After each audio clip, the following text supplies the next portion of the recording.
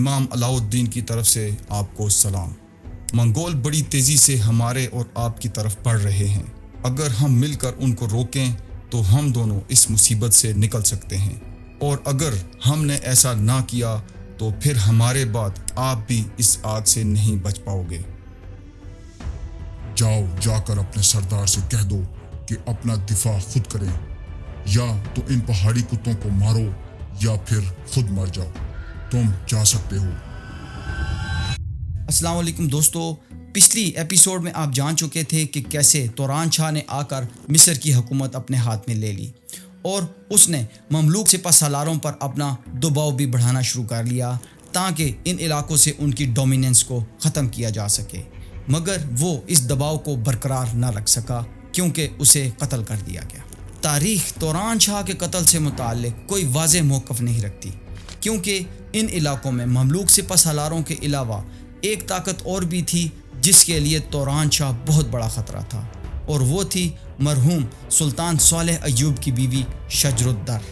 King Louis کی گرفتاری سے 7ویں صلیبی جنگ کا تو خاتمہ ہو گیا، لیکن امت مسلمہ کی بدقسمتی کہ ایک طرف جہاں نظاری اسیسنز مسلمانوں کو ناقابل تلافی نقصان پہنچا رہے تھے، وہیں بیک ٹو بیک مسلمانوں کی طرف ایک اور مصیبت بڑھ رہی تھی، جو کہ تھے وحشی خونخوار منگول۔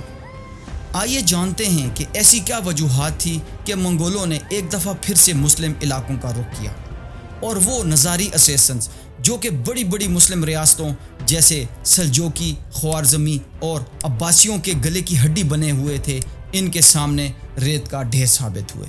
منگولوں نے نہ صرف انہیں یہاں شکست دی بلکہ ان علاقوں سے ہمیشہ ہمیشہ کے لیے ان کا خاتمہ کر دیا۔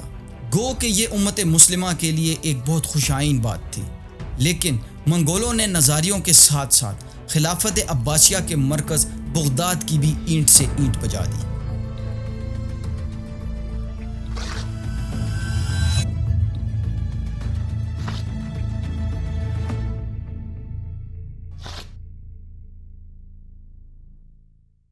توران شاہ کے قتل کے بعد مرحوم سلطان صالح ایوب کی بیوی شجر الدر کو ہی مملوکوں نے اپنے نئے سلطان کے طور پر قبول کر لیا، جبکہ دمشق کی حکومت الناصر یوسف کے ہاتھ میں چلی گئی۔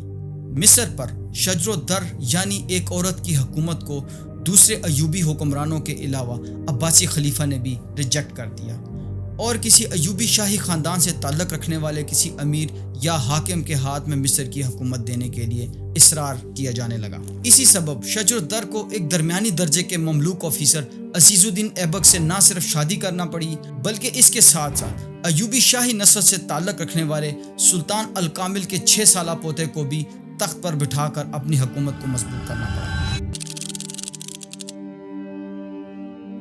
اسی دوران مصر سے کوسوں میل دور منگولیا کے کیپٹل قراقرم میں منگول گدی پر ایک نیا حکمران برجمان ہوا، یعنی چوتھا خاقان مونکے خان، انتہائی شدت پسند اور چنگیز خان کی قانونی کتاب یاسا کا سخت پیروکار۔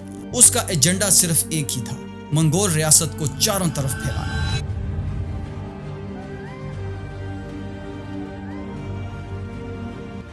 اس نے ہلاکو خان کو ایک بڑی فوج کے ساتھ مسلم علاقوں پر حملہ آور ہونے کا حکم دیا، لیکن اس کی چند بنیادی اہم وجوہات تھی۔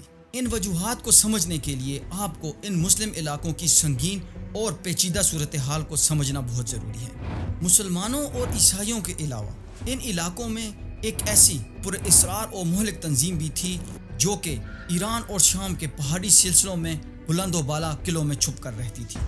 وہ چھپ کر وار کرنے میں اس قدر ماہر تھے کہ بڑے سے بڑے دشمن کے بھی اوسان خطا کر دیتے۔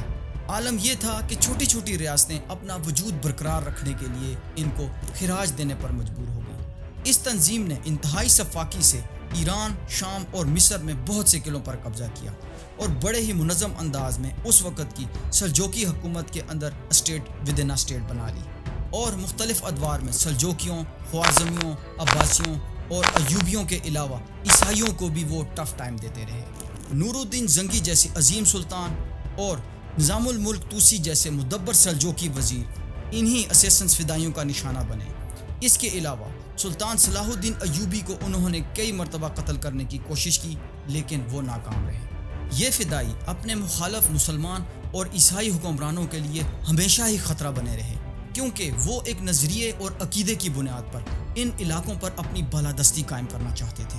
جس طرح آج کل آپ نیو ورلڈ آرڈر کے بارے میں اکثر و بیشتر سنتے رہتے ہیں، اسی طرح یہ تنظیم بھی اپنا ایک آرڈر قائم کرنا چاہتی تھی، دی آرڈر آف اسیسنس۔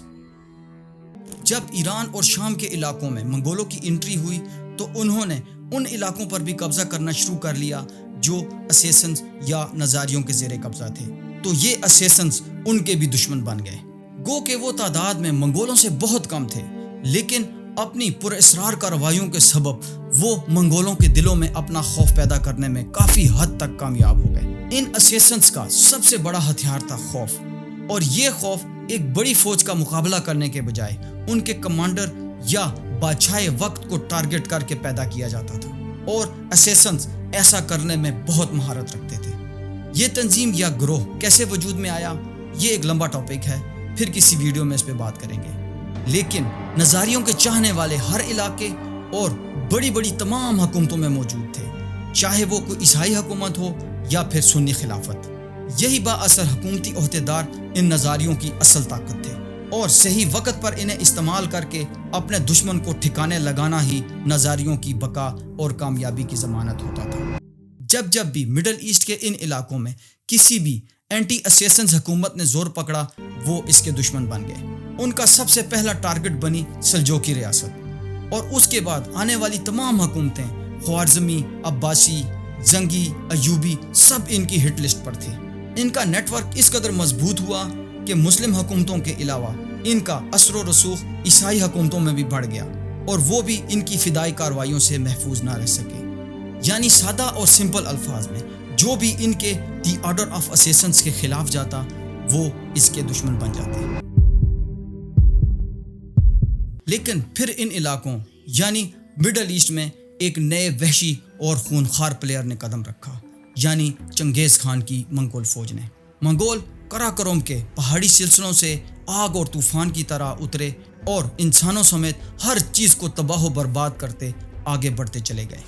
ان کی نظر میں انسان اور حیوان سب ایک برابر تھے۔ یہ بھی نظاریوں کی طرح موت کے خوف کو اپنے ہتھیار کے طور پر استعمال کرتے تھے، مگر تعداد میں زیادہ ہونے کے سبب انہیں چھپ کر کارروائی کرنے کی جگہ کھوپڑیوں کے مینار کھڑے کرنے اور اپنا ظلم و بربریت ظاہر کرنے سے زیادہ کامیابی ملی، اور وہ جلد ہی ایک بہت بڑے علاقے پر قابض ہو گئے۔ مگر چنگیز خان کی موت کے ساتھ اس تسلسل میں کچھ کمی آ گئی۔